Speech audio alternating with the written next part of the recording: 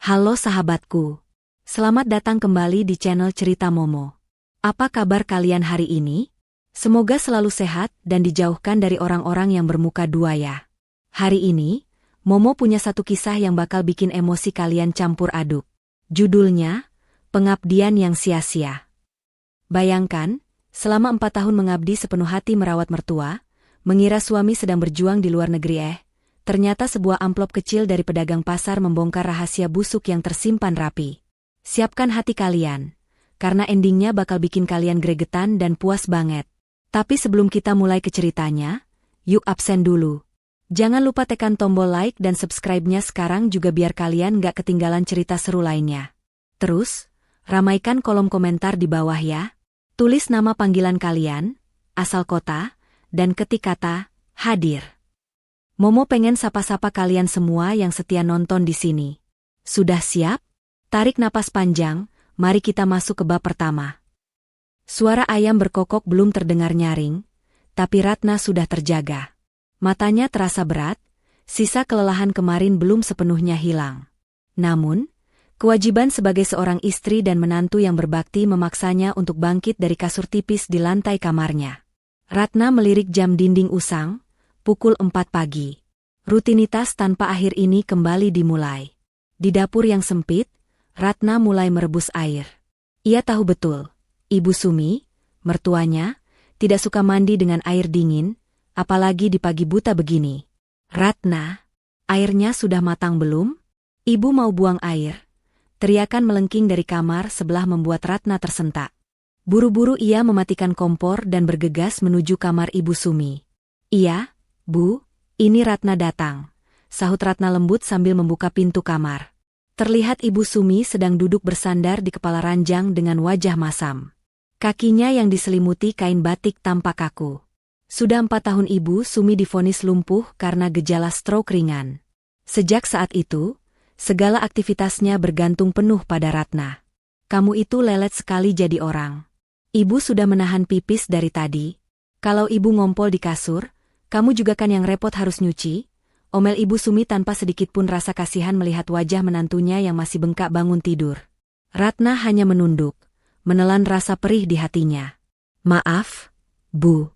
Tadi kompornya agak susah nyala. Mari Ratna bantu, ucapnya pelan.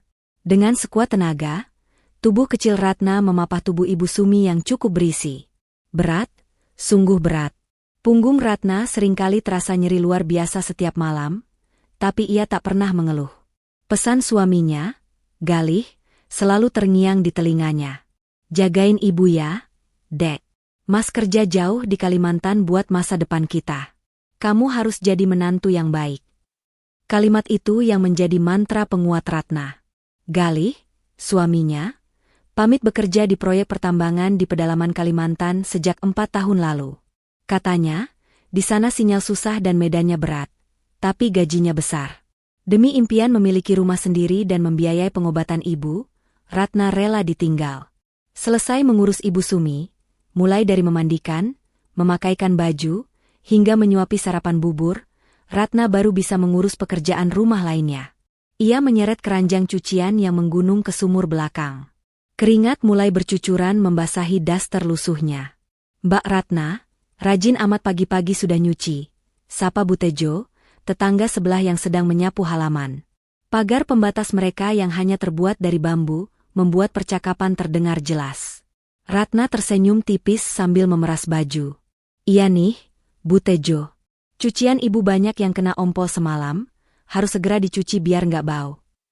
Duh, kamu itu ya, Ratna. Bidadari banget. Sabar bener ngurus mertua lumpuh sendirian. Suami jarang pulang, tapi kamu nggak pernah ngeluh. Coba kalau anak saya yang jadi mantu Ibu Sumi, wah, sudah kabur kali dia. Puji Bu Tejo geleng-geleng kepala. Ratna hanya menanggapi dengan senyum getir.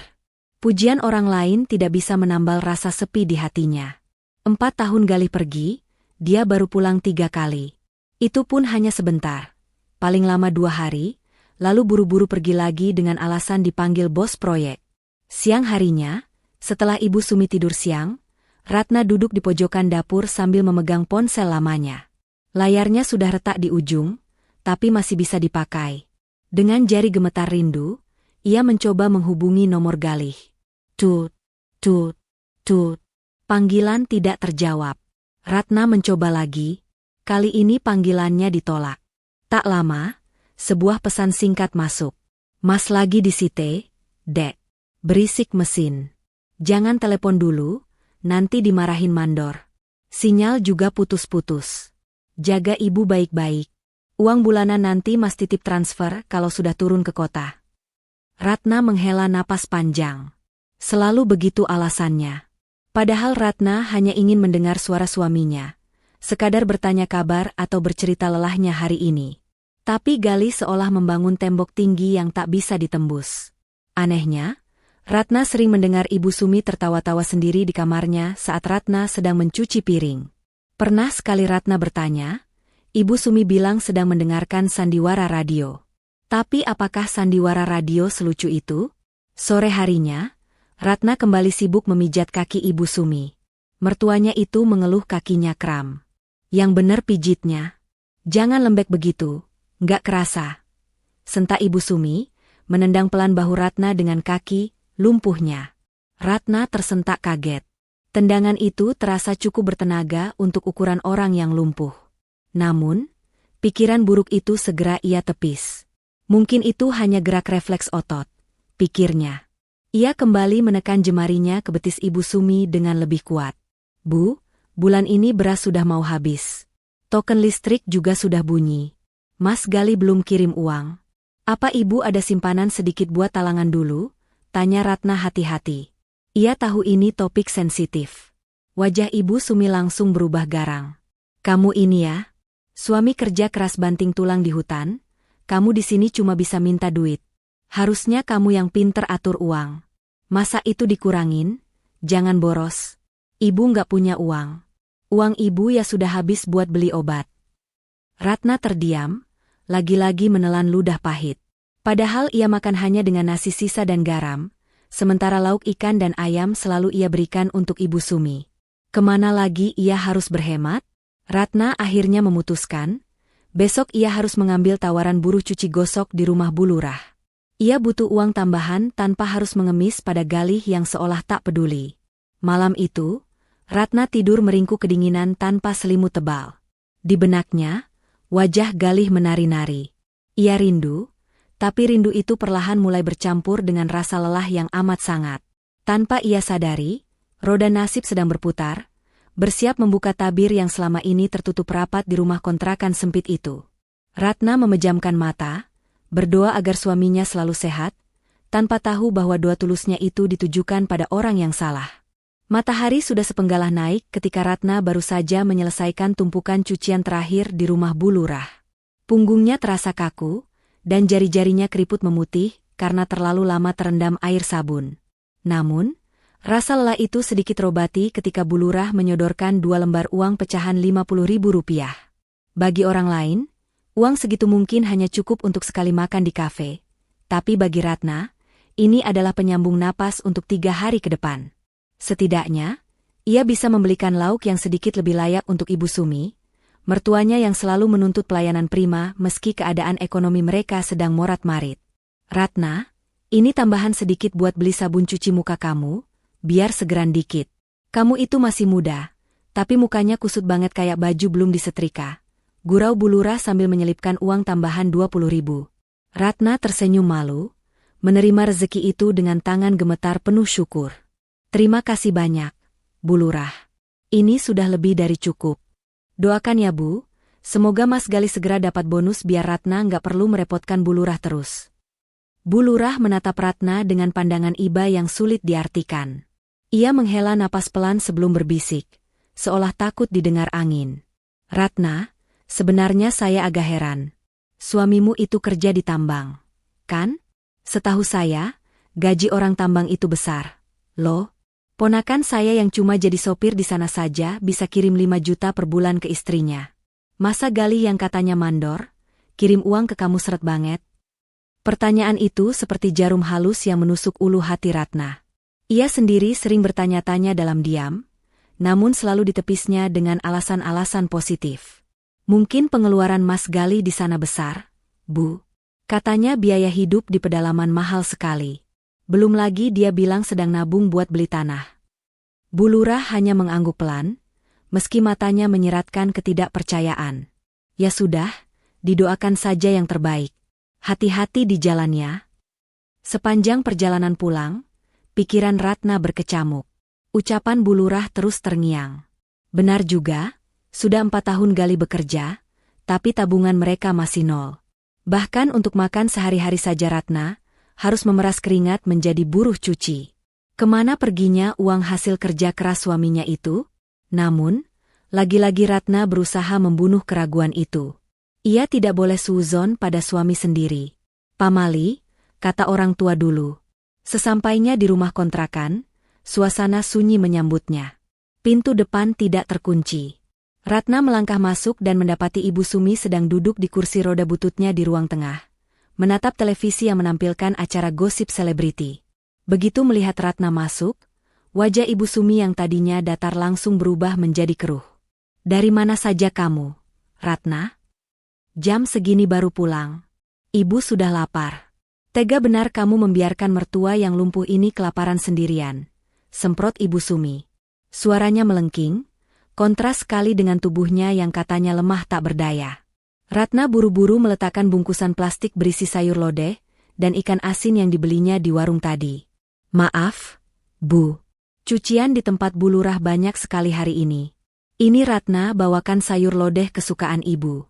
Ratna suapi ya.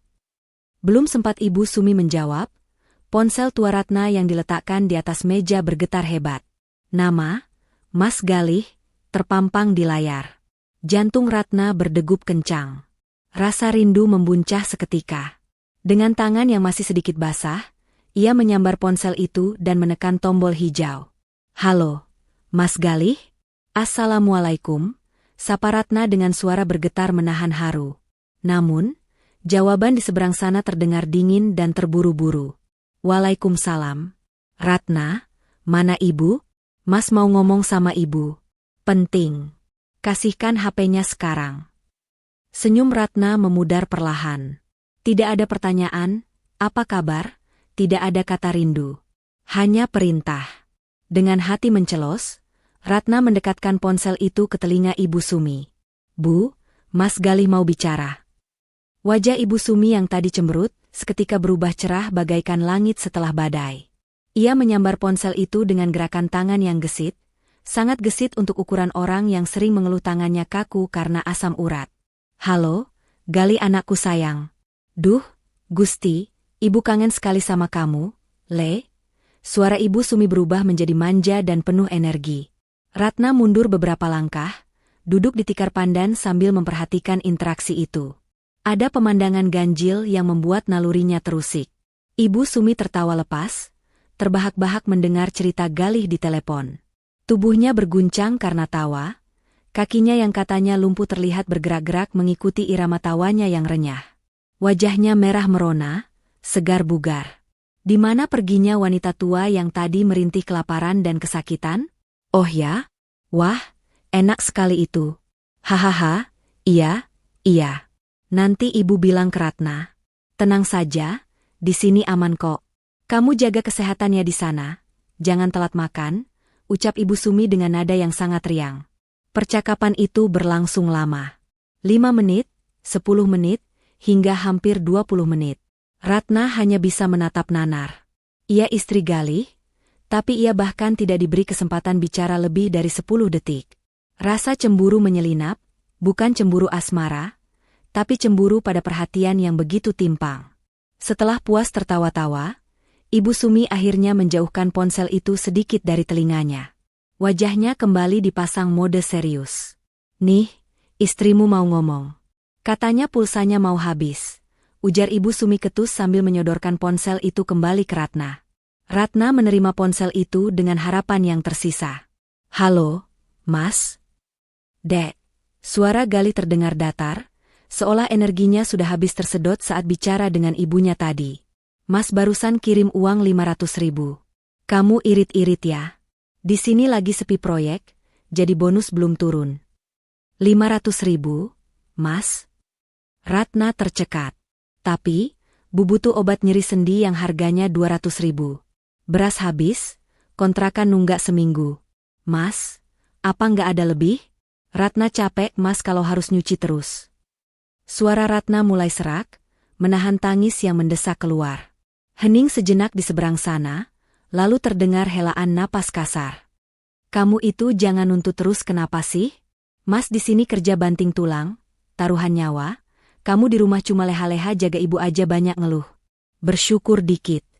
Harusnya kamu ngerti kondisi suami, bentak Galih. Air mata Ratna akhirnya tumpah. Leha-leha? Tangannya sampai kapalan karena mencuci baju orang demi sesuap nasi, dan suaminya bilang iya leha-leha? Ratna nggak nuntut. Mas, Ratna cuma minta keadilan. Ratna juga istrimu. Ah, sudahlah. Sinyal jelek. Nanti kalau ada rezeki lagi mas kirim. Jagain ibu yang benar. Awas kalau ibu lapor kamu macem-macem. Tut. Sambungan telepon terputus sepihak. Ratna mematung dengan ponsel yang masih menempel di telinga. Bunyi, tut, yang panjang itu terasa menyayat hati, lebih sakit daripada bentakan apapun. Ia menatap layar ponsel yang perlahan gelap, segelap perasaannya saat ini. 500.000 rupiah. Di kota ini, uang segitu hanya cukup untuk makan seminggu jika mereka sangat berhemat, belum termasuk listrik, air, dan kebutuhan khusus Ibu Sumi. Malah melamun. Mana makanannya? Ibu sudah gemetar ini saking laparnya. Teriakan Ibu Sumi membuyarkan lamunan Ratna. Wanita tua itu kembali ke mode aslinya, galak dan menuntut. Aura ceria saat menelepon Galih tadi lenyap tak berbekas, seolah ditelan bumi. Ratna menghapus air matanya kasar dengan punggung tangan. Ia bangkit, mengambil piring, dan menuangkan nasi serta sayur lodeh. Saat ia menyuapkan sendok pertama ke mulut Ibu Sumi, mertuanya itu langsung meludahkannya kembali. Cuy, asin banget. Kamu mau meracuni ibu ya? Mentang-mentang Galih kirim uangnya dikit. Kamu kasih ibu makanan sampah begini? Hardik Ibu Sumi, matanya melotot tajam. Padahal Ratna tahu betul rasa masakannya pas. Ia sengaja tidak banyak bicara, hanya mengambil tisu untuk membersihkan sisa makanan di dagu Ibu Sumi. Maaf, Bu. Lidah ibu mungkin lagi pahit. Nanti Ratna buatkan teh manis. Alasan saja. Bilang saja kamu kesal sama Galih terus lampiasin ke ibu. Ibu Sumi menepis tangan Ratna kasar. Ratna mundur, menahan isak tangis agar tidak pecah. Dalam hati ia menjerit. Kenapa Galih bisa begitu lembut pada ibunya tapi begitu kejam padanya? Dan kenapa Ibu Sumi bisa berubah 180 derajat hanya dalam hitungan detik? Ada sesuatu yang salah. Sangat salah. Malam itu, Ratna tidak bisa tidur. Ia teringat kembali wajah Ibu Sumi saat menelepon tadi. Wajah itu, wajah orang yang sangat sehat. Tidak ada guratan kesakitan sedikit pun. Dan Galih, suara latar belakang saat Galih menelepon tadi tidak terdengar bising mesin proyek atau suara hutan seperti yang sering diceritakannya dulu. Tadi hening. Sesekali terdengar suara klakson mobil yang samar dan suara musik klasik pelan. Ratna menggelengkan kepala kuat-kuat. Tidak mungkin. Mungkin itu suara radio di mes pekerja. Ratna bangkit dari tikarnya, berjalan pelan ke arah kamar Ibu Sumi untuk mengecek keadaan mertuanya. Pintu kamar sedikit terbuka. Ratna mengintip. Di bawah temaram lampu tidur, ia melihat Ibu Sumi sedang duduk di tepi ranjang. Bukan berbaring kesakitan, tapi duduk tegak sambil menghitung lembaran uang berwarna merah dan biru. Cukup tebal. Mata Ratna membelalak. Dari mana Ibu Sumi punya uang sebanyak itu? Ratna ingat betul, ia tidak pernah memberi uang tunai pada Ibu Sumi, karena semua kebutuhan ia yang belikan. Galih bilang baru saja transfer 500.000 ke rekening Ratna, jadi tidak mungkin uang itu dari Galih yang dikirim lewat pos. Ratna menahan napas, takut ketahuan. Ibu Sumi tampak tersenyum puas, mencium uang-uang itu lalu menyelipkannya ke bawah kasur, tepat di bagian tengah yang sulit dijangkau. Setelah itu, Ibu Sumi merebahkan diri, menarik selimut, dan dalam sekejap terdengar dengkuran halus. Kaki Ratna lemas. Ia mundur perlahan kembali ke kamarnya. Teka-teki ini semakin membingungkan. Galih yang pelit, Ibu Sumi yang punya simpanan rahasia, dan perubahan sikap yang drastis. Malam itu, di tengah kesunyian yang mencekam, Benih kecurigaan Ratna mulai tumbuh subur, menanti waktu untuk meledak. Ia sadar, ia tidak bisa lagi hanya diam dan menerima nasib. Ada sesuatu yang disembunyikan ibu dan anak itu darinya. Sesuatu yang besar dan mungkin menyakitkan. Pagi itu, atmosfer di rumah kontrakan terasa lebih dingin dari biasanya, meski matahari sudah mulai menyengat lewat celah ventilasi. Ratna menyapu lantai dengan gerakan mekanis, namun pikirannya melayang jauh ke kejadian semalam. Bayangan tumpukan uang di tangan Ibu Sumi terus menghantuinya. Bagaimana mungkin mertuanya yang selalu merengek tidak punya uang untuk beli obat, ternyata menyembunyikan lembaran merah yang jumlahnya jutaan di bawah kasur? Keingintahuan itu mendesak Ratna untuk memberanikan diri bertanya. Saat mengantarkan teh hangat ke kamar Ibu Sumi, Ratna mencoba memancing pembicaraan. "Bu, hari ini Ratna mau ke pasar. Uang dari Mas Gali kemarin cuma 500.000, itu pun sudah kepakai bayar listrik dan beli beras. Kalau Ibu mau titip beli obat nyeri sendi yang bagus itu, apa Ibu ada simpanan uang sedikit? Soalnya uang belanja benar-benar ngepas, Bu." Ratna bertanya dengan nada sehalus mungkin, matanya menatap lekat wajah mertuanya. Ibu Sumi yang sedang menyisir rambutnya yang mulai memutih langsung berhenti. Lewat cermin rias yang kusam, ia menatap tajam ke arah Ratna yang berdiri di belakangnya. "Maksud kamu apa, Ratna? Kamu nuduh Ibu punya uang simpanan?"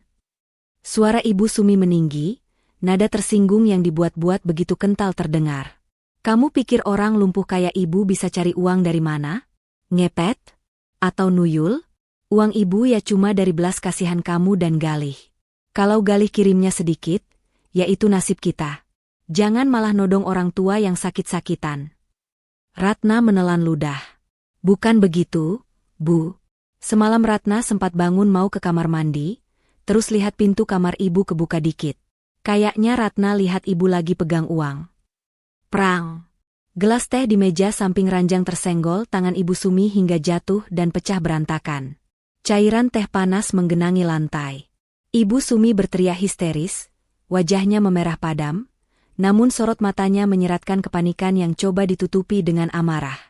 "Oh, jadi sekarang kamu mulai jadi mata-mata? Kamu ngintip Ibu tidur?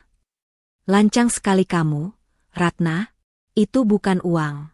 Itu cuma kertas bon utang almarhum bapak yang Ibu baca lagi buat kenang-kenangan. Mata kamu itu sudah rabun atau hati kamu yang busuk sampai nuduh mertua sendiri nyimbun uang?" Ratna buru-buru berjongkok memunguti pecahan kaca. "Maaf, Bu. Ratna salah lihat. Jangan marah, nanti tensi Ibu naik lagi." Ratna memilih mengalah. Berdebat dengan Ibu Sumi di pagi hari, hanya akan menguras energinya yang sudah tipis. Namun, hati kecilnya menolak percaya. Kertas bon utang tidak berwarna merah dan biru seperti uang pecahan 100.000 dan 50.000. Kebohongan Ibu Sumi semakin mempertebal dinding kecurigaan di hati Ratna. Setelah membersihkan pecahan gelas dan memastikan Ibu Sumi tenang, atau setidaknya diam, Ratna pamit pergi ke pasar.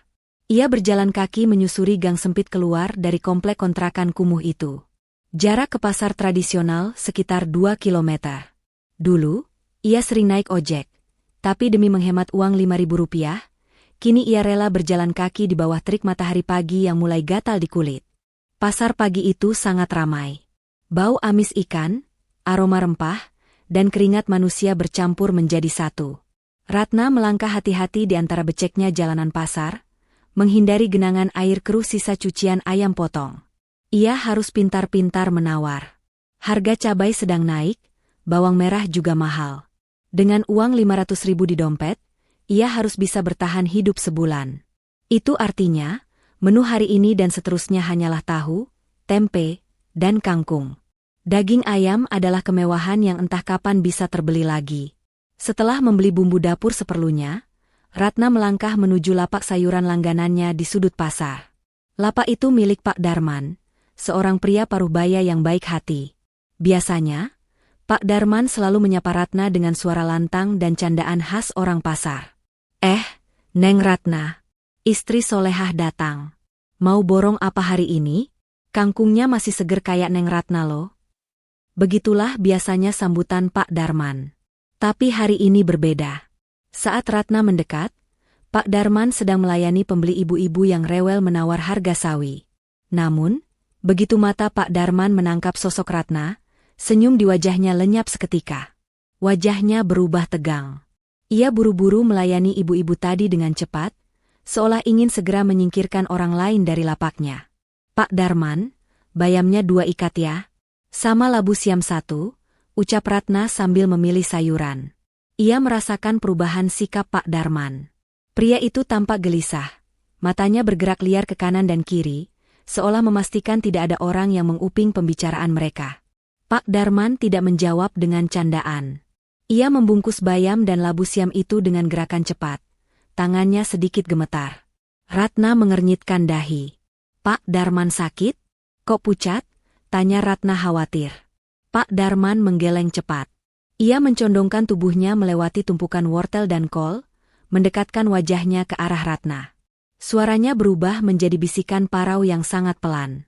Neng Ratna? Neng sendirian kan? Nggak ada tetangga yang ikut. Ratna menggeleng bingung. Sendirian? Pak, kenapa?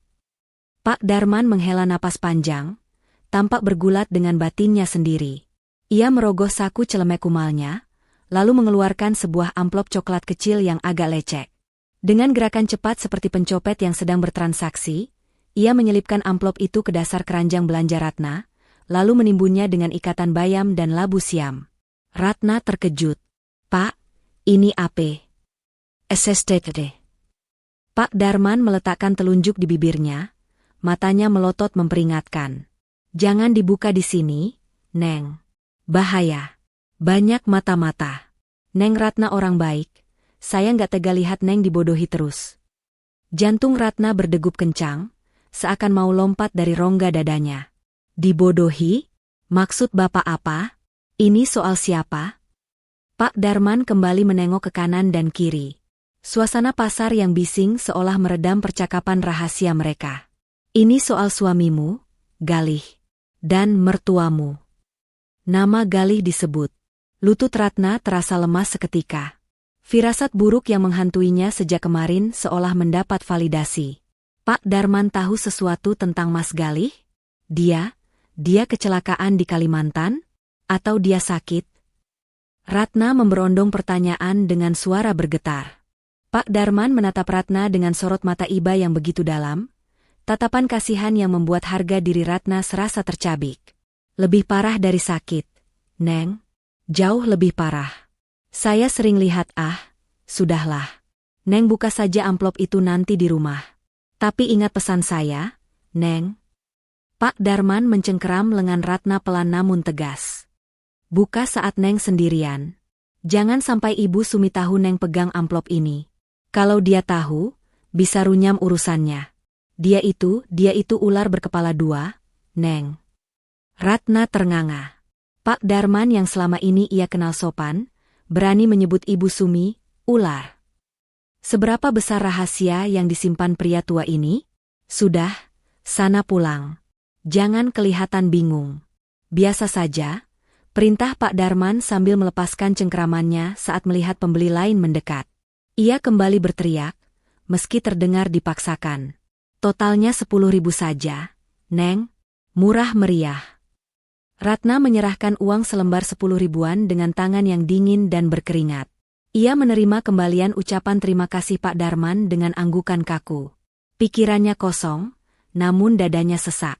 Ratna berjalan keluar dari pasar seperti orang linglung. Keranjang belanja di tangannya terasa 10 kali lebih berat. Bukan karena bayam atau labu siam, tapi karena amplop coklat kecil yang tersembunyi di dasarnya. Amplop itu seolah memancarkan panas yang membakar rasa penasaran sekaligus ketakutan Ratna. Apa isinya? Apakah surat pemecatan Galih? Atau surat utang? Tapi kenapa Pak Darman bilang, dibodohi? Dan kenapa Ibu Sumi disebut ular? Langkah kaki Ratna semakin cepat. Ia ingin segera sampai di rumah, tapi di sisi lain, ia takut menghadapi kenyataan yang ada di dalam amplop itu. Jalanan pulang yang biasanya terasa jauh karena panas, kini terasa begitu singkat. Setiap langkah mendekatkan Ratna pada sebuah kebenaran yang mungkin akan menghancurkan pondasi hidup yang selama ini ia pertahankan mati-matian. Sesampainya di depan gang rumah, Ratna berhenti sejenak di bawah pohon mangga. Ia mengatur napasnya yang memburu. Ia merapikan tumpukan sayuran di keranjangnya, memastikan amplop itu benar-benar tidak terlihat. Ia harus berakting. Ia harus terlihat biasa saja di depan Ibu Sumi. Ratna memejamkan mata sejenak, berdoa dalam hati. Ya Tuhan, apapun yang ada di dalam amplop ini, kuatkan hamba. Jika ini adalah jawaban dari doa-doa hamba tentang kegelisahan ini, maka tunjukkanlah jalan keluarnya. Dengan tangan gemetar, Ratna melangkah masuk ke halaman rumah kontrakannya. Dari dalam, terdengar suara televisi yang menyala keras. Ibu Sumi pasti sedang menonton sinetron. Ratna menarik napas dalam-dalam, memasang topeng ketegaran di wajahnya, dan membuka pintu. Assalamualaikum, Bu. Ratna sudah pulang, ucapnya lantang, berusaha menutupi gemuruh di dadanya. Namun, Ratna tahu, setelah ia membuka amplop itu nanti, hidupnya tidak akan pernah sama lagi. Babak baru penderitaannya, atau mungkin kebangkitannya, akan segera dimulai. Dan amplop dari Pak Darman adalah kuncinya. Kamu beli apa saja sih, Ratna? Kok lama sekali? Suara cempreng Ibu Sumi langsung menyambut Ratna begitu ia melangkahkan kaki melewati ambang pintu. Wanita tua itu memicingkan mata, menatap keranjang belanja Ratna dengan curiga, seolah takut menantunya menyembunyikan jajanan enak untuk dimakan sendiri. Ratna berusaha menetralkan degup jantungnya yang masih memburu. Ia mencengkeram erat gagang keranjang, memastikan amplop coklat di dasarnya tidak bergeser sedikitpun. Antre, Bu. Pasar lagi ramai banget. Tadi juga Ratna milih bayam yang paling segar buat Ibu. Jawab Ratna, suaranya terdengar sedikit parau. Halah, alasan. Sini Ibu lihat. Ibu Sumi mengulurkan tangannya, hendak mengaduk isi keranjang. Panik menyergap Ratna. Jika Ibu Sumi menemukan amplop itu sekarang, tamatlah riwayatnya. Seketika, otak Ratna berputar mencari alasan. Ia memegang perutnya dan meringis kesakitan. Aduh, Bu, perut Ratna sakit banget. Kayaknya masuk angin atau salah makan tadi sebelum berangkat. Ratna ke kamar mandi dulu ya, Bu. Nggak tahan. Tanpa menunggu persetujuan Ibu Sumi, Ratna langsung berlari menuju kamar mandi yang terletak di pojok belakang rumah, dekat dapur. Ia mengabaikan teriakan Ibu Sumi yang memaki-makinya karena dianggap tidak sopan. Dasar menantu kurang ajar. Orang mau lihat belanjaan malah ditinggal lari. Awas kalau kamu lama-lama di sana, cucian piring sudah numpuk. Ratna membanting pintu kamar mandi yang terbuat dari seng berkarat itu, lalu menguncinya rapat-rapat. Napasnya tersengal-sengal. Di ruangan sempit berukuran 1x1 meter yang pengap dan berbau lembab inilah satu-satunya tempat ia memiliki privasi. Tangan Ratna merogoh saku daster, mengeluarkan amplop coklat lecek pemberian Pak Darman. Benda itu terasa panas di tangannya. Dengan tangan gemetar hebat, Ratna merobek ujung amplop. Isinya bukan surat, melainkan beberapa lembar foto yang dicetak di kertas mengkilap. Ratna menarik lembar pertama. Darah Ratna serasa berhenti mengalir. Di foto itu, terlihat sosok Galih. Suaminya. Pria yang katanya sedang berjuang di tengah hutan belantara Kalimantan, bermandi lumpur dan keringat demi masa depan mereka. Tapi di foto itu, Galih terlihat sangat berbeda. Ia mengenakan kemeja biru muda yang licin dan rapi, potongan rambutnya klimis ala eksekutif muda. Ia sedang duduk di sebuah kursi empuk, di hadapannya terhidang piring besar berisi steak daging tebal dan gelas minuman berwarna merah cantik. Ratna menahan napas, menarik lembar foto kedua. Kali ini Galih tidak sendiri. Di sampingnya duduk seorang wanita cantik. Kulitnya putih bersih, rambutnya hitam bergelombang, dan ia mengenakan gaun yang terlihat mahal. Tangan wanita itu melingkar mesra di lengan Galih. Mereka berdua tertawa lepas, saling bertatapan penuh cinta. Senyum Galih di foto itu adalah senyum yang sudah lama hilang dari hidup Ratna. Senyum yang dulu pernah membuat Ratna jatuh cinta, kini diberikan cuma-cuma pada wanita asing itu. Air mata Ratna menetes, jatuh tepat di atas permukaan foto licin itu. Tapi kejutan terbesarnya ada di foto ketiga. Foto itu diambil dari jarak yang agak jauh, namun cukup jelas. Galih sedang berdiri menggendong seorang anak laki-laki. Anak itu berkulit putih, matanya bulat, dan wajahnya adalah cetakan yang sempurna dari wajah Galih. Anak itu tertawa riang sambil memegang balon. Di samping mereka, wanita cantik tadi tersenyum sambil memegangi kaki mungil si anak. Mereka terlihat seperti keluarga bahagia. Keluarga yang sempurna. Ratna membekap mulutnya sendiri agar jeritan tangisnya tidak terdengar keluar. Tubuhnya merosot ke lantai kamar mandi yang dingin dan basah. Ia membalik foto itu, berharap ada penjelasan, tapi hanya ada stempel tanggal digital di pojok bawah. 1 minggu yang lalu. 1 minggu yang lalu? Ratna menatap kembali foto pertama. Matanya menyipit, memperhatikan latar belakang foto tersebut. Di belakang Galih, terlihat sebuah neon box bertuliskan, Skyview Resto Lounge. Ratna tahu tempat itu. Itu adalah restoran mewah yang terletak di rooftop salah satu mall terbesar di pusat kota ini. Kota tempat Ratna tinggal. Jaraknya hanya sekitar 10 kilometer dari kontrakan kumuh ini. Dunia Ratna runtuh seketika. Jadi, selama ini Galih tidak di Kalimantan? Cerita tentang hutan, sinyal susah, tidur di barak, makan mie instan semuanya bohong? Ratna merasa mual. Perutnya benar-benar sakit sekarang. Bukan karena masuk angin, tapi karena hantaman kenyataan yang begitu brutal. Selama 4 tahun Ratna hidup seperti budak. Makan nasi garam, menahan rindu, dimaki-maki Ibu Sumi, bekerja kasar sampai tangannya kasar dan kapalan. Demi apa? Demi membiayai Galih yang ternyata hidup mewah di kota yang sama? Ya Allah! Mas Galih, kenapa Mas tega? Isak Ratna lirih, suaranya tercekat di tenggorokan. Ia menatap wajah anak kecil di foto itu lagi. Usianya sekitar 3 tahun. Itu artinya, Galih sudah memiliki hubungan dengan wanita itu sejak tahun pertama kepergiannya. Atau mungkin, Galih tidak pernah pergi bekerja. Ia pergi untuk membangun keluarga baru.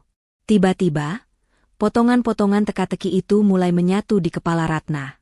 Uang kiriman yang sedikit. Alasan tidak bisa ditelepon. Ibu Sumi yang punya uang simpanan rahasia. Ibu Sumi yang tertawa lepas saat menelepon Galih. Dan tatapan kasihan Pak Darman. Semuanya masuk akal sekarang. Ibu Sumi tahu. Mertuanya itu pasti tahu semuanya. Ratna bukan hanya dikhianati oleh suaminya, tapi juga dipermainkan oleh mertuanya sendiri. Mereka berdua bersekongkol menjadikan Ratna sapi perah dan pembantu gratisan. Ibu Sumi menikmati perawatan tulus Ratna, sementara Galih menikmati hidup barunya tanpa beban mengurus ibu yang sakit. Ratna, kamu mati di dalam sana ya? Lama amat. Ibu mau pipis. Gedoran keras di pintu kamar mandi membuat Ratna tersentak. Ratna buru-buru menghapus air matanya. Ia tidak boleh lemah. Ia tidak boleh hancur sekarang. Jika ia keluar dengan mata sembab dan menangis meraung-raung, Ibu Sumi pasti akan curiga dan melapor ke Galih. Dan Galih pasti akan memutarbalikkan fakta atau bahkan kabur lagi. Tidak. Ratna meremas foto-foto itu, lalu menyelipkannya ke balik pakaian dalamnya, tempat paling aman yang tidak mungkin digeledah Ibu Sumi. Ia menyalakan keran air, membasuh wajahnya berkali-kali untuk menyamarkan sembab di matanya. Ia menatap pantulan wajahnya di ember air. Wajah wanita bodoh yang sudah ditipu mentah-mentah selama 4 tahun. Tapi sorot mata di pantulan air itu perlahan berubah. Kesedihan itu memadat, mengkristal menjadi sesuatu yang keras dan dingin. Dendam. Ratna membuka pintu kamar mandi. Ibu Sumi sudah berdiri di sana dengan wajah garang, siap menyemburkan omelan. Kamu ini ngapain aja sih? Mandi kembang? Bentak Ibu Sumi. Ratna menatap Ibu Sumi. Untuk pertama kalinya, ia melihat wanita tua itu bukan sebagai mertua yang harus dihormati, melainkan sebagai monster yang memakai topeng manusia. Maaf, Bu. Perut Ratna sakit sekali tadi, jawab Ratna datar. Tidak ada nada minta maaf yang tulus dalam suaranya. Halah, alasan. Minggir. Ibu Sumi mendorong bahu Ratna kasar dan masuk ke kamar mandi. Ratna berdiri mematung di depan pintu dapur. Tangannya mengepal kuat hingga kukunya menancap ke telapak tangan. Rasa sakit fisik itu membantunya tetap sadar. Tunggu saja, Mas Galih. Tunggu saja, Bu, bisik Ratna pada angin yang berhembus. Kalian pikir aku bodoh? Mulai hari ini, aku bukan lagi Ratna yang penurut. Aku akan cari tahu di mana sarang kalian, dan aku akan pastikan kalian membayar setiap tetes air mataku. Ratna melangkah menuju keranjang belanjanya yang tergeletak. Ia mengambil bayam dengan tenang. Ia akan memasak. Ia akan makan. Ia butuh tenaga. Karena mulai besok, ia akan memulai perburuannya. Perburuan untuk mengungkap kebenaran yang lebih detail, langsung ke sumbernya. Skyview Resto. Keesokan harinya, Ratna melancarkan aksi pertamanya. Wajah pucat yang kemarin ia buat-buat, hari ini ia pertahankan dengan tidak memakai bedak sedikitpun. Ia bahkan sengaja membiarkan rambutnya sedikit berantakan. Saat mengantarkan sarapan bubur polos untuk Ibu Sumi, Ratna berjalan sambil memegangi perutnya. Sesekali meringis menahan sakit yang tidak ada. Bu, hari ini Ratna izin tidak nyuci di tempat Bu Lurah ya. Perut Ratna melilit dari kemarin belum sembuh, malah makin parah. Ratna mau ke puskesmas sebentar minta obat, ucap Ratna dengan suara lemah. Ibu Sumi yang sedang asyik mengunyah bubur berhenti sejenak, menatap menantunya dengan tatapan menyelidik. Namun, melihat wajah Ratna yang benar-benar kusam dan keringat dingin, yang sebenarnya sisa air wudhu yang tidak dilap, ia mendengus kasar. Ya sudah sana, jangan lama-lama. Nanti siang ibu mau makan ikan goreng, jangan lupa mampir pasar pulangnya. Awas kalau pulang gak bawa apa-apa. Ratna mengangguk patuh. Iya, Bu. Ratna sudah siapkan teh manis di meja dan roti di toples, kalau ibu lapar sebelum Ratna pulang. Setelah berhasil keluar dari rumah tanpa dicurigai, Ratna tidak menuju puskesmas. Ia berjalan cepat menuju jalan raya, menyetop angkot jurusan pusat kota. Jantungnya berdegup kencang, bukan karena sakit, tapi karena adrenalin. Di dalam tas kusamnya, terselip foto Galih yang ia curi pandang berkali-kali semalam, memastikan ia tidak sedang bermimpi buruk. Perjalanan memakan waktu 1 jam. Ratna turun di depan sebuah mal megah yang menjulang tinggi di pusat kota. Bangunan berlapis kaca itu memantulkan sinar matahari. Terlihat begitu menyilaukan dan mengintimidasi bagi Ratna yang hanya mengenakan gamis sederhana dan sandal jepit yang sudah tipis tumitnya. Ia menarik napas panjang, menguatkan hati. Demi kebenaran, bisiknya. Ratna masuk ke dalam mal. Hawa dingin AC langsung menyergap kulitnya, kontras dengan panasnya udara di luar. Ia merasa seperti alien di tempat itu. Orang-orang berlalu lalang dengan pakaian modis dan wangi parfum mahal, sementara ia berbau minyak angin. Ratna menundukkan kepala, berusaha tidak menarik perhatian, dan mencari papan petunjuk menuju rooftop. Lift kaca membawanya naik ke lantai paling atas. Begitu pintu lift terbuka, tulisan besar, Skyview Resto Lounge, menyambutnya. Tempat itu terlihat sangat mewah. Lantainya marmer mengkilap, lampu gantung kristal menghiasi langit-langit, dan pemandangan kota terlihat jelas dari dinding kaca. Pelayan berseragam rapi hilir mudik membawa nampan berisi makanan yang harganya mungkin setara dengan biaya hidup Ratna sebulan. Ratna berdiri canggung di dekat pintu masuk. Seorang resepsionis wanita yang cantik dan tinggi menatapnya dengan pandangan sedikit meremehkan, namun tetap tersenyum profesional. Selamat siang, Bu. Ada yang bisa dibantu? Mau reservasi atau bertemu seseorang? Tanyanya, matanya sekilas menyapu penampilan Ratna dari atas ke bawah. Ratna meremas tasnya. Ia tahu ia tidak pantas berada di sini sebagai tamu. Maaf, Mbak. Saya mau tanya. Saya sedang mencari saudara saya. Katanya dia sering makan di sini. Ratna mengeluarkan foto Galih yang sedang duduk di meja restoran itu. Ia menutupi bagian foto yang menampilkan wanita dan anak kecil itu dengan jempolnya, hanya memperlihatkan wajah Galih dan latar belakang restoran. Resepsionis itu melirik sekilas, lalu keningnya berkerut. Oh, ini Pak Galih ya? Duh! Jantung Ratna serasa dipukul palu godam. Dia kenal. Pegawai restoran ini mengenal suaminya.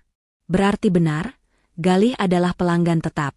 Iya, Mbak kenal? Tanya Ratna, berusaha menyembunyikan getar dalam suaranya. Tentu saja, Pak Galih kan member VIP di sini. Beliau sering sekali dinner di sini setiap akhir pekan. Jawab resepsionis itu santai, tanpa sadar kalimatnya sedang menghancurkan hati wanita di depannya. Tapi hari ini beliau belum datang, Bu. Biasanya beliau datang Sabtu malam. Setiap akhir pekan? Ratna menggigit bibir bawahnya. Setiap akhir pekan Galih makan enak di sini, sementara Ratna di rumah kontrakan sedang memijat kaki Ibu Sumi sambil menahan lapar. Mbak tahu di mana rumah Pak Galih? Soalnya ada urusan keluarga mendadak. HP-nya tidak bisa dihubungi. Ratna berbohong, matanya memelas. Resepsionis itu menggeleng. Waduh, kalau alamat rumah saya kurang tahu, Bu. Itu privasi pelanggan. Ratna lemas. Jejaknya terputus di sini. Ia hendak berbalik pergi dengan langkah gontai ketika seorang satpam yang berdiri tak jauh dari meja resepsionis berdehem pelan. Satpam itu, pria parubaya yang terlihat ramah, mendekati Ratna saat resepsionis itu sibuk mengangkat telepon. Bu, maaf saya dengar tadi ibu cari Pak Galih, bisik satpam itu. Ratna menoleh cepat, harapan kembali menyala di matanya. Iya, Pak, Bapak tahu. Satpam itu melihat ke kiri dan kanan, memastikan tidak ada manajer yang melihat. Saya sering bantu parkirin mobil Pak Galih. Mobilnya Pajero putih, mentereng banget. Saya ingat betul karena beliau selalu kasih tips lumayan. Mobil Pajero? Ratna ingin tertawa miris. Galih bilang dia naik truk proyek di Kalimantan. Bapak tahu beliau tinggal di mana? Desak Ratna. Saya pernah dengar beliau ngobrol sama istrinya di lobi saat nunggu mobil. Mereka mau pulang ke arah Permata Regensi. Itu loh, Bu, perumahan elit yang baru dibangun di daerah selatan.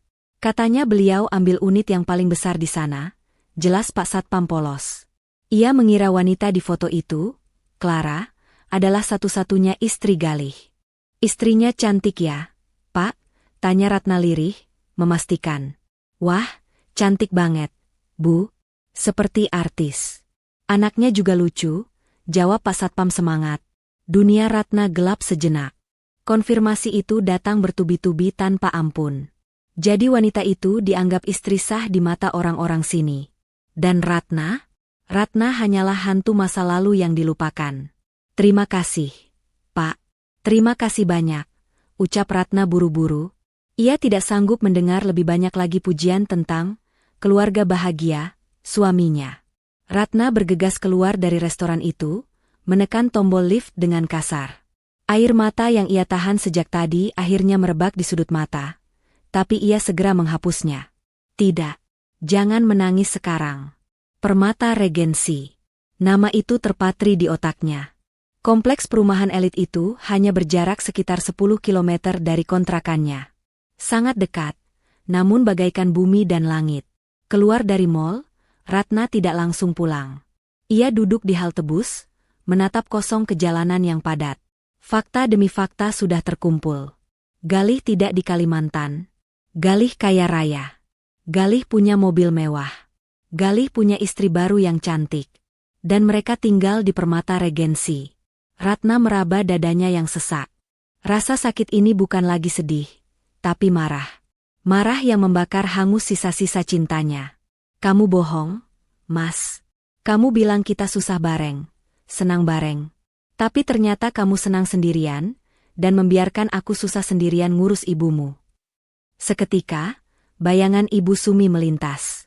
Ibu Sumi yang tahu segalanya. Ibu Sumi yang menikmati uang Galih sementara Ratna diberi remah-remah. Ratna mengepalkan tangannya. Tunggu aku di rumah, Bu. Sandiwaramu sebentar lagi selesai. Gumam Ratna. Ia bangkit dari duduknya, menyetop angkot untuk pulang. Tapi kali ini, tujuannya bukan hanya pulang. Ia akan melakukan sesuatu yang lebih nekat. Ia harus melihat dengan mata kepalanya sendiri rumah di Permata Regensi itu.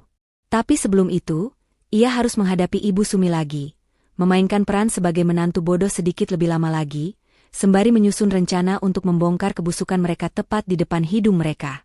Di dalam angkot yang pengap, Ratna menyusun strategi. Ia tidak akan melabrak sekarang.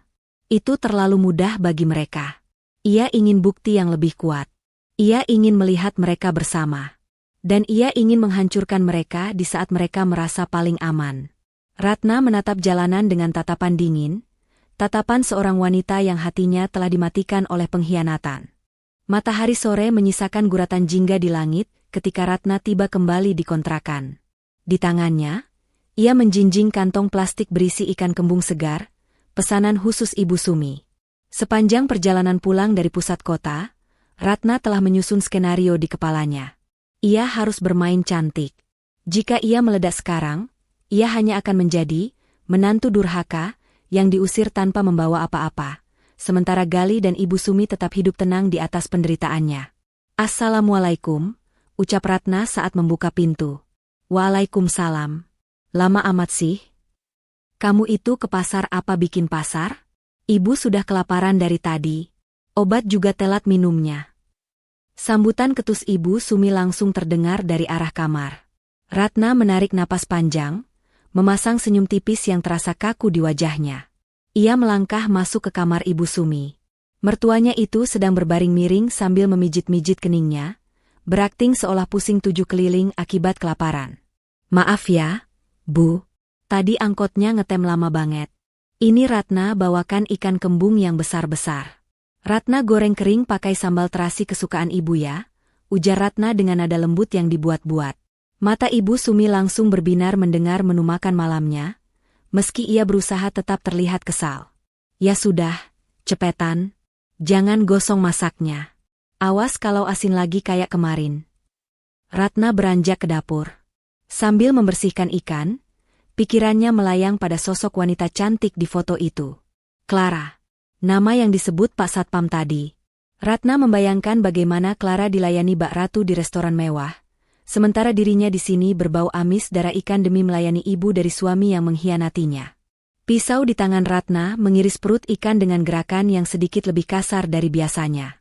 Setelah masakan matang, Ratna membawa nampan berisi nasi hangat, ikan goreng kering, dan sambal terasi ke hadapan Ibu Sumi.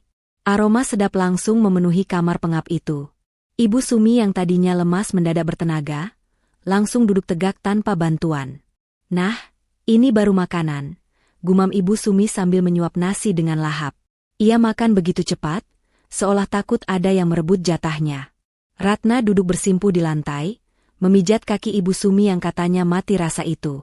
Ia menunggu momen yang tepat. Saat Ibu Sumi sedang asyik mengunyah ekor ikan yang renyah, Ratna mulai melancarkan pancingannya. "Bu," panggil Ratna pelan.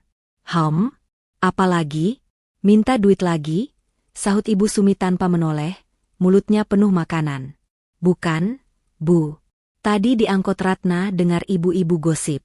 Katanya ada tetangga mereka suaminya kerja di luar kota, bilangnya kerja keras, ternyata di sana malah nikah lagi sama janda kaya. Istri pertamanya di kampung dibohongi bertahun-tahun." Cerita Ratna, matanya menatap lekat ekspresi Ibu Sumi. Gerakan tangan Ibu Sumi yang hendak mengambil sambal terhenti sejenak. Hanya sepersekian detik, tapi Ratna menangkapnya. Ada jeda yang tidak wajar. "Terus kenapa? Kurang kerjaan banget kamu dengerin gosip murahan," cibir Ibu Sumi, kembali melanjutkan makannya, namun kali ini kunyahannya terlihat lebih pelan. "Ya kasihan saja sama istri pertamanya, Bu. Sudah setia, nungguin, ngerawat mertua, dikhianati," lanjut Ratna, sengaja menekankan kata, merawat mertua. "Bu, kira-kira kalau Mas Gali ternyata kayak gitu, Ibu gimana? Kalau Mas Gali ternyata punya istri lagi yang lebih kaya, Ibu bakal marah nggak sama Mas Gali?" Prang! Sendok di tangan Ibu Sumi jatuh beradu dengan piring. Wajah wanita tua itu merah padam seketika. Ia menoleh ke arah Ratna dengan mata melotot, napasnya memburu. Namun, di balik kemarahan itu, Ratna melihat sesuatu yang lain. Ketakutan. Panik. Sorot mata seseorang yang tertangkap basah. "Kamu ngomong apa barusan? Doain suamimu selingkuh? Dasar istri nggak tahu diuntung," bentak Ibu Sumi. Suaranya melengking tinggi, memecah keheningan sore. "Suamimu itu kerja banting tulang di hutan, nyaris mati kena malaria demi kamu, demi ibu. Tega-teganya kamu punya pikiran kotor begitu." Ratna cuma nanya, "Bu, kan cuma berandai-andai." Ratna mencoba membela diri dengan tenang.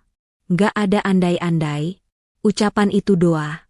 Kamu itu curigaan terus sama Galih. Apa karena uang bulanannya dikit? Dasar mata duitan.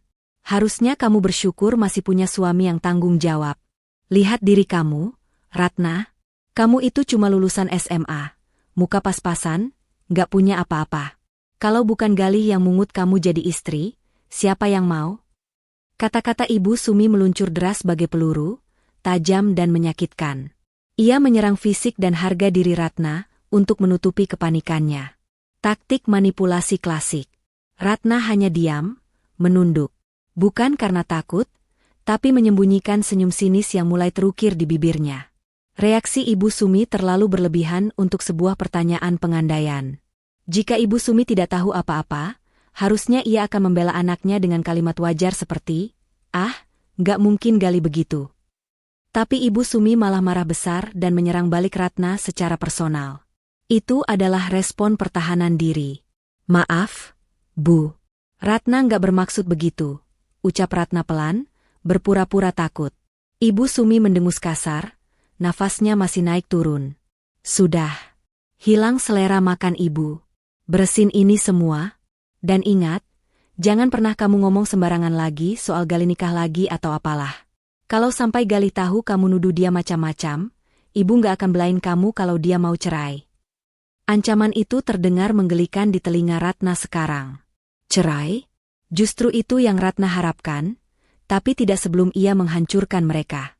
Ratna membereskan piring kotor itu dan membawanya ke dapur. Dari balik tirai pintu dapur yang tipis, Ratna mengintip. Ia melihat Ibu Sumi merogoh saku daster, mengeluarkan ponsel jadul yang disembunyikan di balik lipatan kain. Jari-jari Ibu Sumi menekan tombol dengan cepat, lalu menempelkan ponsel itu ke telinga. Ratna menajamkan pendengarannya. "Halo, Gali." Suara Ibu Sumi terdengar berbisik, sangat pelan, tapi suasana rumah yang sunyi membuat Ratna bisa menangkap potongan kalimatnya. "Istrimu itu mulai aneh-aneh ya, dia nanya-nanya soal nikah lagi, bukan? Kayaknya cuma denger gosip, tapi Ibu takut dia curiga, iya? Kamu hati-hati, jangan sampai dia tahu soal Clara, iya? Ibu sudah marahi dia habis-habisan." Darah Ratna mendidih. Tubuhnya gemetar menahan amarah yang meledak-ledak di dada. Konfirmasi itu kini sempurna. Ibu Sumi bukan korban. Ibu Sumi adalah dalang. Ibu Sumi adalah penjaga rahasia yang setia, bukan demi keutuhan rumah tangga anaknya, tapi demi kenyamanannya sendiri yang dimanja oleh uang istri baru Galih. Clara. Nama itu disebut lagi oleh mulut mertuanya sendiri. Ratna mundur perlahan dari balik tirai, kembali ke wastafel cuci piring. Air matanya menetes satu persatu, jatuh ke piring kotor yang penuh minyak. Tapi kali ini, ia tidak menyekanya. Ia membiarkan rasa sakit itu merasuki setiap sel tubuhnya, mengubah kesedihan menjadi bahan bakar dendam yang tak akan padam. "Kalian pikir aku bodoh?" batin Ratna sambil meremas spons cuci piring hingga busanya meluap. "Kalian pikir aku hanyalah pembantu yang bisa dibohongi selamanya? Baiklah, Bu. Kalau Ibu mau main sandiwara, Ratna akan jadi lawan main yang seimbang. Nikmatilah sisa-sisa hari tenangmu, karena badai sebentar lagi akan datang." Malam itu, Ratna tidur dengan perasaan yang anehnya lebih tenang. Ia tidak lagi dihantui ketidakpastian. Musuhnya sudah jelas. Targetnya sudah jelas. Besok, ia akan memulai langkah selanjutnya. Mengumpulkan bukti fisik yang lebih kuat untuk menjerat mereka semua dalam perangkap yang tak bisa disangkal. Buku tabungan rahasia itu, Ratna harus menemukannya. Kesempatan yang ditunggu-tunggu Ratna, akhirnya datang 2 hari kemudian. Pagi itu cerah, matahari bersinar terik namun angin berhembus sejuk. Ibu Sumi, yang biasanya malas bergerak, tiba-tiba minta diantar ke teras depan. "Ratna, bawa Ibu ke depan. Ibu mau berjemur." Katanya sinar matahari pagi bagus buat tulang tua kayak Ibu, biar nggak gampang keropos. Perintah Ibu Sumi sambil membenarkan letak selimut di kakinya. Ratna mengangguk patuh. Dengan telaten, ia mendorong kursi roda Ibu Sumi keluar rumah, menempatkannya di posisi yang pas di bawah naungan pohon mangga, agar terkena sinar matahari tapi tidak kepanasan. "Ini teh hangatnya ya, Bu." Ratna tinggal sebentar ke dalam mau ganti spray kamar Ibu. "Baunya sudah apek, takut Ibu gatal-gatal nanti," ujar Ratna beralasan. "Ya sudah sana, yang bersih kerjanya. Jangan asal-asalan," sahut Ibu Sumi tanpa menoleh, sibuk menyapa tetangga yang lewat untuk memamerkan citra, mertua yang sedang bersantai dirawat menantu. Ratna bergegas masuk kembali ke dalam rumah. Jantungnya berpacu cepat. Ini adalah momen emas. Biasanya Ibu Sumi tidak pernah mau meninggalkan kamarnya saat Ratna membersihkan ruangan itu, selalu mengawasi seperti sipir penjara. Ratna masuk ke kamar Ibu Sumi dan menutup pintu setengah rapat. Aroma minyak urut dan bau apek khas kamar orang tua menyergap hidungnya. Ratna langsung menuju ranjang besi tua tempat Ibu Sumi biasa tidur. Ia menarik spray kusam bermotif bunga yang sudah pudar warnanya. Matanya menyapu setiap sudut kasur kapok yang tebal dan berat itu. "Di mana Ibu simpan uangnya?" gumam Ratna. Tangannya mulai meraba bagian bawah bantal, nihil. Di bawah lemari pakaian, hanya ada debu. Ratna kembali menatap kasur. Ia teringat malam itu, saat melihat Ibu Sumi menyelipkan sesuatu ke bawah kasur bagian tengah. Ratna menarik napas panjang, mengerahkan tenaganya untuk mengangkat kasur kapok yang berat itu sendirian. "Berat banget," keluh Ratna sambil menahan kasur dengan bahunya. Tangannya meraba-raba bilah papan ranjang, dan jarinya menyentuh sesuatu. Di sela-sela papan penyangga kasur, terdapat sebuah kantong kain berwarna hitam yang dipaku rapi agar tidak jatuh. Namun tersembunyi sempurna dari pandangan jika hanya sekadar mengganti spray biasa. Ratna menarik kantong itu dengan tangan gemetar. Di dalamnya, terdapat sebuah buku tabungan berwarna biru tua dari salah satu bank swasta ternama, dan segebok uang tunai pecahan 100 ribuan yang diikat karet gelang. Ratna mengabaikan uang tunai itu, matanya terfokus pada buku tabungan. Dengan napas tertahan, Ratna membuka halaman pertama. Nama pemilik rekening tertera jelas, Sumiati. Ratna membalik halaman berikutnya untuk melihat mutasi transaksi. Matanya terbelalak lebar, seakan bola matanya hendak melompat keluar. Angka-angka yang tertera di sana membuatnya pusing seketika. Tanggal Mei 01, transfer masuk. 15 juta rupiah tanggal Mei 02, transfer masuk. 15 juta rupiah tanggal Mei 03, transfer masuk, 20 juta rupiah, bonus. Deretan angka itu terus berlanjut setiap bulan selama 4 tahun terakhir. Tidak pernah kurang dari 10 juta rupiah. Ratna melihat saldo terakhir di bagian paling bawah. Total saldo, 345 juta rupiah. Ratna terduduk lemas di lantai. Buku tabungan itu terlepas dari tangannya. 345 juta rupiah. Air mata Ratna menetes. Bukan karena sedih, tapi karena rasa sakit hati yang teramat sangat. Ia teringat kejadian seminggu lalu, saat ia harus mengutang beras 1 liter di warung tetangga, karena uang belanja habis. Ia teringat saat ia sakit demam tinggi tapi tidak berani ke dokter, karena takut biayanya mahal, dan hanya minum air hangat. Ia teringat saat Ibu Sumi memarahinya habis-habisan, karena Ratna membelikan tempe yang potongannya terlalu tipis demi berhemat.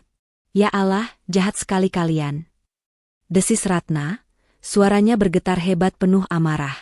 Selama ini, Galih mengirimkan uang belasan hingga 20 juta setiap bulan untuk ibunya. Tapi ke Ratna, 500 ribu. Itu pun sering terlambat dengan alasan, belum gajian. Dan Ibu Sumi, wanita tua itu duduk di atas tumpukan uang ratusan juta. Tapi setiap hari berakting seolah-olah dia adalah orang paling miskin di dunia yang harus dikasihani.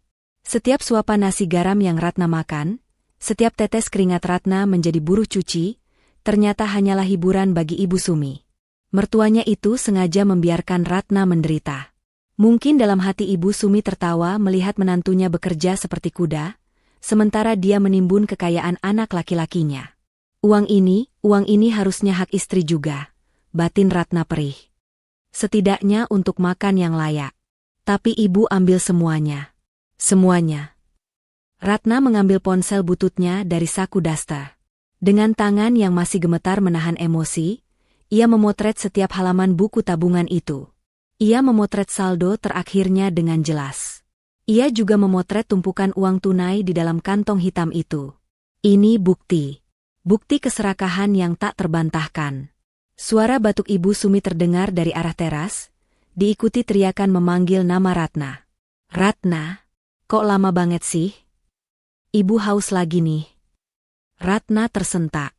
Ia buru-buru memasukkan kembali buku tabungan dan uang itu ke dalam kantong hitam, lalu menyelipkannya kembali ke bawah kasur di posisi semula. Ia merapikan spray dengan cepat, memastikan tidak ada jejak yang tertinggal. Ratna berdiri, mengatur napas, dan menghapus air matanya kasar. Wajahnya yang tadi penuh kesedihan kini berubah keras. Tatapannya dingin.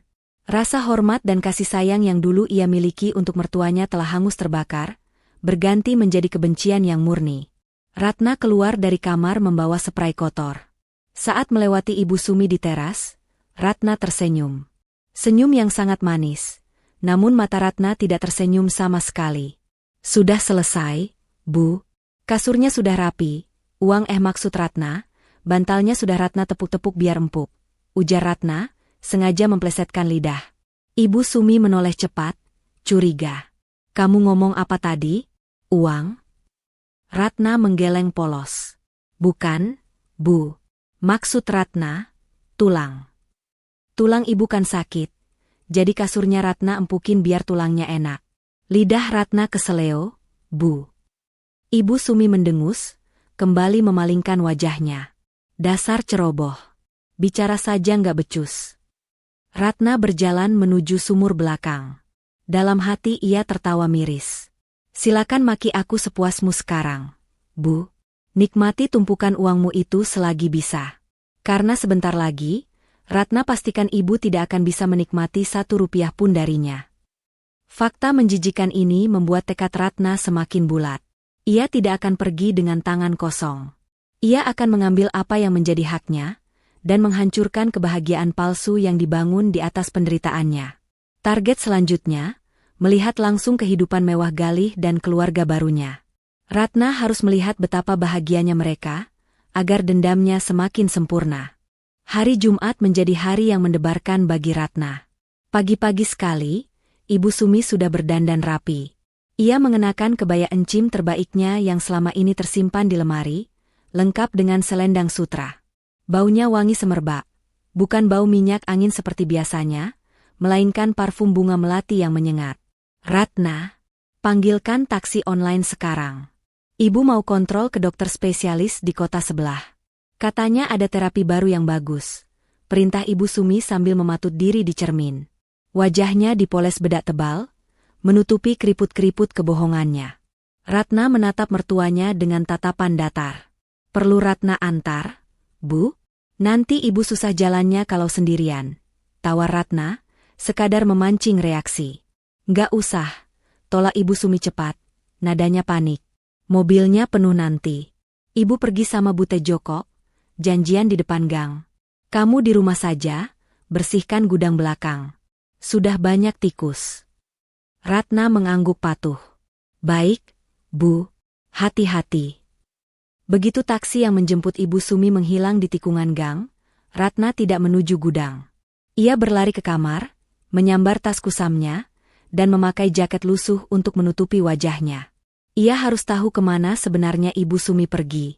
Firasatnya mengatakan, hari ini bukan jadwal ke dokter, melainkan jadwal, setoran, kasih sayang dari anak kesayangannya. Ratna naik ojek pangkalan, meminta abang ojek mengantar ke Permata Regensi. Sepanjang perjalanan, angin menerpa wajah Ratna yang tegang. Jarak 10 kilometer terasa begitu jauh. Setibanya di seberang gerbang megah perumahan elit itu, Ratna turun dan bersembunyi di balik sebuah warung kopi pinggir jalan. Matanya menyapu area gerbang yang dijaga ketat oleh satpam berseragam safari. Tidak mungkin ia bisa masuk ke dalam tanpa kartu akses. Namun, Ratna teringat ucapan satpam mal kemarin, mobil Galih adalah Pajero putih. Ratna memutuskan untuk menunggu. Ia bertaruh pada nasib. Jika Tuhan mengizinkan kebenaran terungkap, maka ia akan melihatnya hari ini. 1 jam berlalu. Panas matahari mulai menyengat. Ratna nyaris putus asa ketika tiba-tiba sebuah mobil Pajero putih mengkilap melaju pelan dari arah dalam kompleks menuju gerbang keluar. Jantung Ratna berhenti berdetak sesaat. Plat nomornya B1090 Gal. Inisial nama suaminya. Mobil itu berhenti tepat di depan minimarket yang letaknya hanya 20 meter dari tempat persembunyian Ratna. Sepertinya mereka hendak membeli camilan untuk perjalanan. Pintu pengemudi terbuka. Turunlah sosok pria gagah dengan kacamata hitam. Gal. Ia terlihat lebih gemuk dan bersih dibandingkan terakhir kali pulang ke rumah setahun lalu. Ia mengenakan kaos polo bermerek dan celana pendek kargo, tampilan santai orang kaya yang sedang menikmati libur akhir pekan. Pintu penumpang depan terbuka.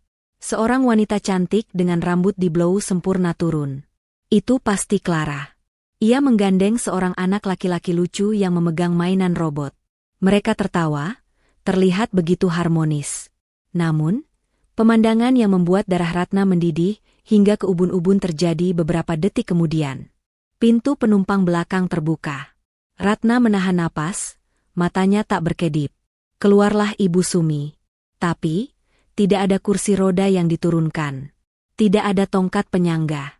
Ibu Sumi menapakkan kakinya ke aspal dengan mantap. Ia berdiri tegak, lalu berjalan memutari mobil menuju cucu barunya dengan langkah yang ringan dan gesit. Sangat gesit. Aduh, cucu Oma ganteng banget sih. Mau beli es krim ya? Terdengar suara Ibu Sumi yang melengking ceria, tanpa sedikit pun nada merintih kesakitan yang setiap hari menjadi makanan telinga Ratna. Ratna membekap mulutnya sendiri agar tidak berteriak. Air matanya tumpah tanpa bisa ditahan. Kakinya lemas menyaksikan sandiwara paling kejam di depan matanya. Lihatlah wanita tua itu. Wanita yang di rumah Ratna selalu merengek minta dipijat karena kakinya mati rasa. Wanita yang membiarkan Ratna memandikannya, membersihkan kotorannya, dan menggendongnya ke kamar mandi karena mengaku tidak kuat berdiri. Ternyata, di sini ia bisa berjalan lancar, bahkan setengah berlari kecil mengejar cucunya yang lari ke arah pintu minimarket. Ya Allah! Ya Allah! Isak Ratna lirih. Dadanya sesak bukan main. Galih terlihat merangkul bahu ibunya dengan sayang. Clara menggandeng lengan Ibu Sumi di sisi lain. Mereka bertiga berjalan masuk ke minimarket layaknya keluarga bahagia tanpa celah. Mereka tertawa, bercanda, menikmati hidup mewah mereka. Sementara Ratna hanyalah babu yang ditinggal di gubuk derita untuk menjaga, topeng, kemiskinan mereka. Ratna adalah tumbal agar Ibu Sumi bisa punya alasan untuk tidak tinggal serumah dengan menantu kaya rayanya. Mungkin Clara tidak mau direpotkan mengurus mertua, tapi tetap bisa menikmati fasilitas mewah secara berkala. Ratna mengeluarkan ponselnya dengan tangan gemetar hebat. Dari celah dinding warung kopi, ia merekam video durasi pendek. Ia menzoom kamera ke arah Ibu Sumi yang sedang berjalan keluar dari minimarket sambil menjilat es krim cone, tertawa lepas tanpa beban. Rekaman itu hanya 15 detik, tapi cukup untuk menghancurkan hidup mereka nanti. Mas Galih, bisik Ratna dengan tatapan nyalang. Kamu tega membiarkan istrimu jadi budak ibumu yang sehat walafiat. Kamu biarkan aku hancur demi kenyamanan ibumu.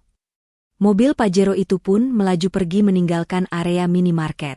Ratna masih berdiri mematung di sana, menatap debu jalanan yang ditinggalkan kendaraan mewah itu.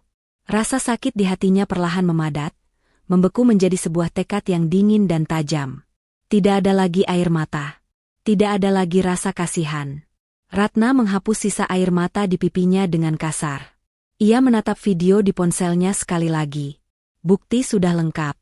Motif sudah jelas. Pelaku sudah teridentifikasi. Ratna berbalik badan, menyetop angkot untuk pulang. Tapi kali ini, ia pulang bukan untuk mengabdi. Ia pulang untuk mempersiapkan panggung eksekusi.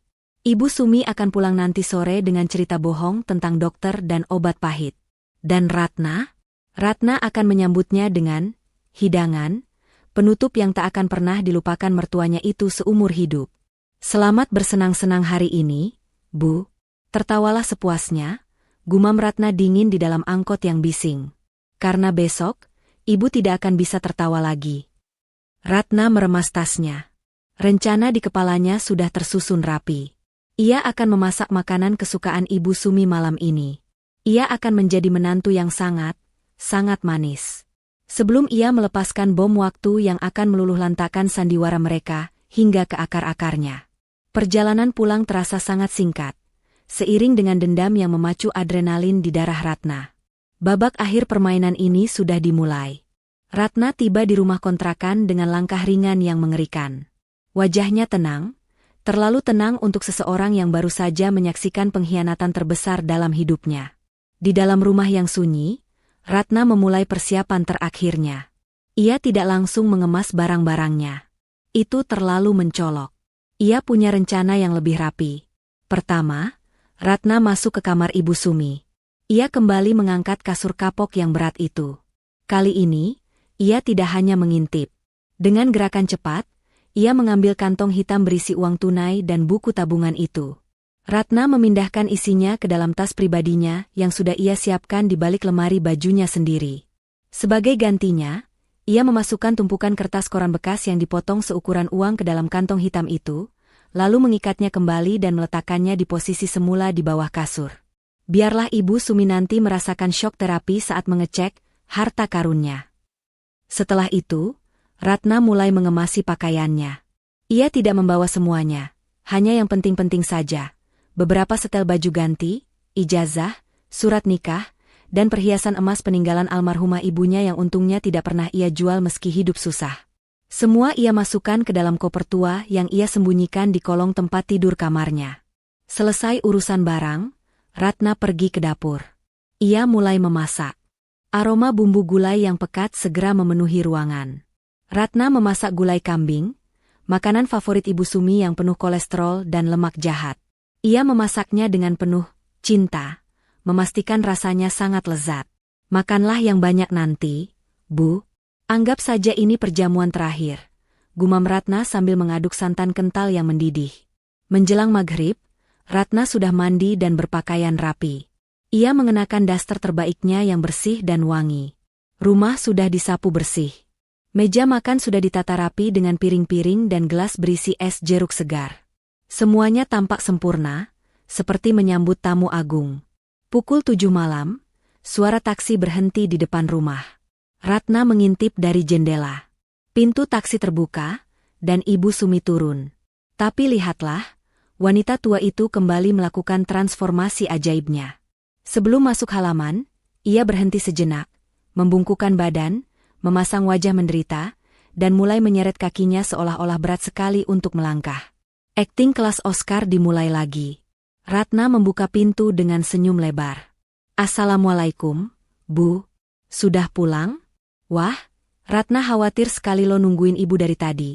Sambut Ratna dengan nada riang yang dibuat-buat. Ibu Sumi masuk dengan tertatih-tatih, berpegangan pada kusen pintu. Wajahnya ditekuk masam. Waalaikumsalam. Aduh, Ratna pinggang Ibu mau patah rasanya. Dokter bilang saraf Ibu makin terjepit. Capek sekali seharian di rumah sakit antre obat. Ratna buru-buru memapah Ibu Sumi menuju kursi makan. Kasihan sekali Ibu. Sini, Bu, duduk dulu. Ratna sudah masakan gulai kambing spesial buat Ibu biar semangat lagi. Baunya enak kan, Bu? Mata Ibu Sumi langsung berbinar melihat mangkuk besar berisi gulai kambing yang mengepul panas.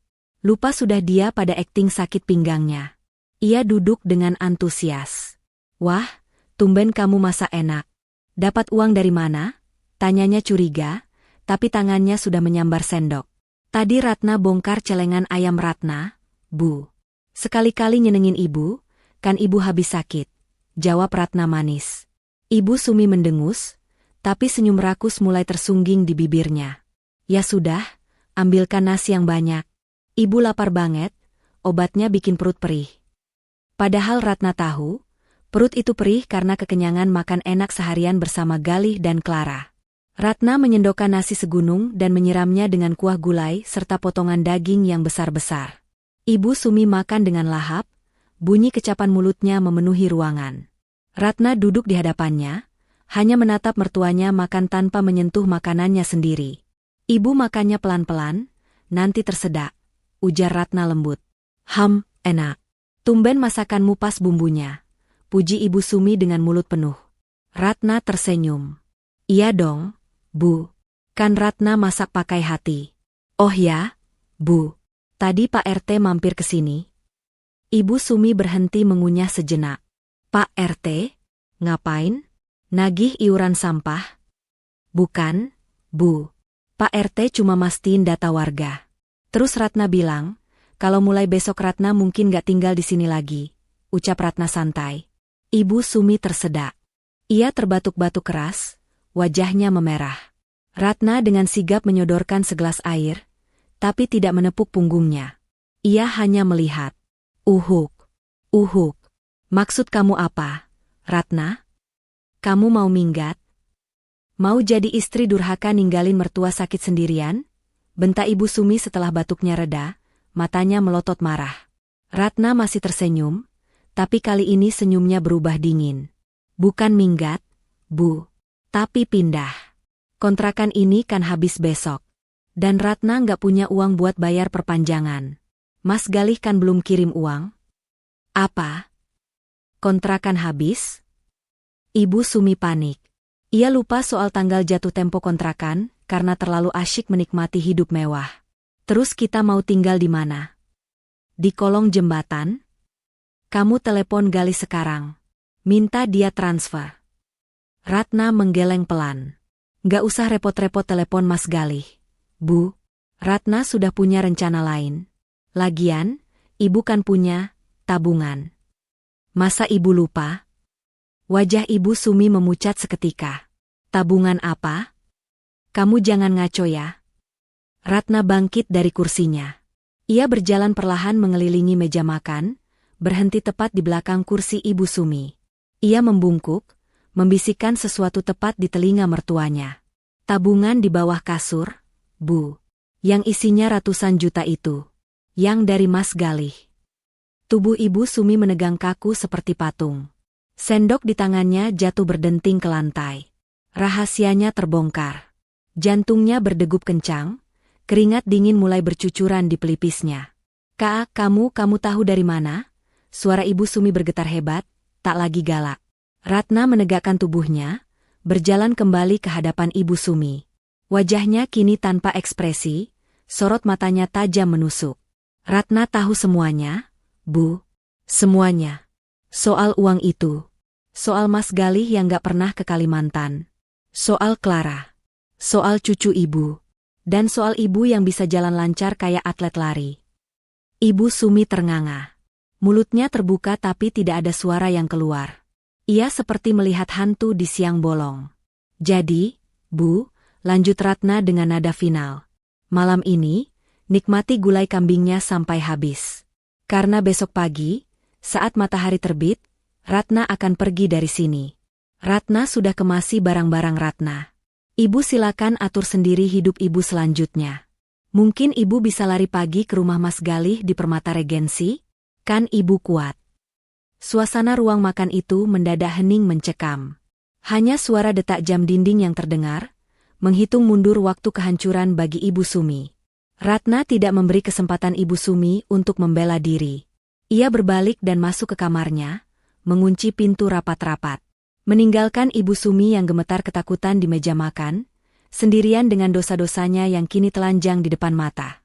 Pagi itu, udara di dalam rumah kontrakan terasa begitu sesak, seolah oksigen enggan masuk ke ruangan yang dipenuhi aura ketegangan. Ratna sudah rapi dengan pakaian sederhananya. Sebuah koper tua berdiri tegak di samping pintu depan, saksi bisu kepergiannya. Ibu Sumi duduk di kursi ruang tamu dengan wajah kusut. Matanya bengkak, sisa tangis ketakutan semalam. Ia menatap Ratna dengan pandangan nanar, campuran antara kemarahan dan keputusasaan. Kamu benar-benar mau pergi, Ratna? Kamu tega membiarkan ibu terlantar begini? Suara Ibu Sumi serak, mencoba memeras sisa-sisa iba yang mungkin masih ada di hati menantunya. Ratna tersenyum tipis sambil membenarkan letak kerudungnya di depan cermin. Tega? Bukankah ibu lebih tega? 4 tahun, Bu. 4 tahun Ratna diperlakukan seperti sapi perah. Ratna rasa itu sudah cukup untuk membayar lunas budi Ratna sebagai menantu. Tapi Galih akan marah besar kalau tahu kamu pergi. Dia bisa menceraikanmu, ancam Ibu Sumi, namun nadanya terdengar lemah. Ratna tertawa kecil, tawa yang terdengar kering. Cerai? Itu yang Ratna tunggu, Bu. Tolong sampaikan ke anak kesayangan ibu itu, urus surat cerainya secepatnya.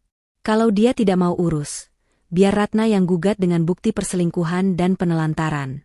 Ratna punya semua buktinya, lengkap. Ratna berjalan mendekati Ibu Sumi, lalu meletakkan amplop coklat, amplop yang sama dari Pak Darman, ke pangkuan mertuanya. Ini hadiah perpisahan buat ibu. Foto-foto kebahagiaan anak ibu dengan istri barunya. Simpan baik-baik, siapa tahu ibu kangen cucu kalau ibu lagi sendirian di jalanan nanti. Tangan Ibu Sumi gemetar saat menyentuh amplop itu. Kak, kamu mau kemana?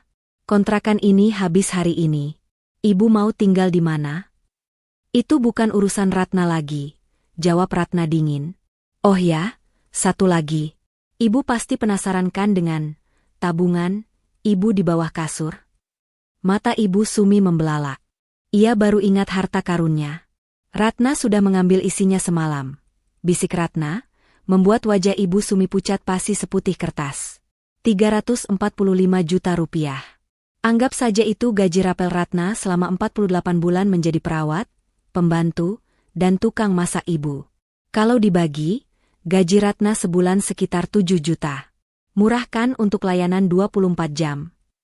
Maling, kembalikan uangku, jerit Ibu Sumi histeris, mencoba bangkit dari kursinya untuk menerjang Ratna. Namun, karena panik, kakinya tersandung kaki meja dan ia jatuh tersungkur ke lantai. Ratna tidak bergerak sedikitpun untuk menolong. Ia hanya menatap datar mertuanya yang menggeliat di lantai. Jangan teriak maling, Bu. Ratna cuma mengambil hak Ratna yang ibu dan Galih rampas. Di dalam kantong hitam di bawah kasur itu, Ratna sudah ganti isinya dengan potongan koran. Lumayan buat ibu baca-baca kalau bosan. Ratna menarik pegangan kopernya. Suara roda koper yang bergesekan dengan lantai semen terdengar nyaring. Selamat tinggal, Bu. Semoga ibu sehat terus ya, biar bisa jalan kaki ke rumah Clara. Jaraknya lumayan loh, 10 kilometer. Tapi kan ibu kuat, kemarin saja lari-lari di parkiran minimarket lancar banget. Ratna membuka pintu rumah lebar-lebar. Cahaya matahari pagi menerobos masuk, menyinari Ratna yang siap melangkah ke kehidupan barunya. Ratna, jangan pergi. Ibu mohon. Siapa yang suapin ibu? Siapa yang cebokin ibu? Raung Ibu Sumi, air matanya tumpah deras. Harga dirinya hancur lebur demi memohon belas kasihan. Ketakutan akan hidup menggelandang lebih besar daripada rasa malunya. Ratna berhenti sejenak di ambang pintu, tapi ia tidak menoleh. Minta sama Tuhan, Bu, atau minta sama Clara. Itu kalau Clara mau terima mertua penipu seperti ibu. Oh iya, pemilik kontrakan sebentar lagi datang mau ambil kunci. Selamat berjuang ya, Bu. Tanpa keraguan sedikitpun, Ratna melangkah keluar. Ia menutup pintu pagar dengan bunyi, klak, yang tegas. Ia berjalan menjauh, meninggalkan suara raungan Ibu Sumi yang memecah keheningan pagi. Ratna menghirup udara bebas dalam-dalam. Beban berat di pundaknya telah hilang. Tidak ada lagi penindasan, tidak ada lagi kebohongan. Di tasnya ada modal untuk memulai hidup baru, modal yang memang haknya. Ia tidak akan menoleh ke belakang lagi. Biarlah Galih dan Ibu Sumi hancur dimakan keserakahan mereka sendiri. Ratna tersenyum, kali ini senyum yang tulus, menyambut masa depan yang cerah milik dirinya sendiri. Pesan moral. Kejujuran adalah pondasi utama dalam rumah tangga. Jangan pernah membangun kebahagiaan di atas penderitaan orang lain, apalagi pasangan sendiri yang telah tulus berkorban. Keserakahan dan kebohongan mungkin bisa menutupi bangkai untuk sementara waktu. Namun ketika kebenaran terungkap, kehancuran yang datang akan jauh lebih menyakitkan daripada pengorbanan yang disia-siakan. Harta bisa dicari, tapi ketulusan hati yang telah dilukai tak akan pernah bisa kembali utuh.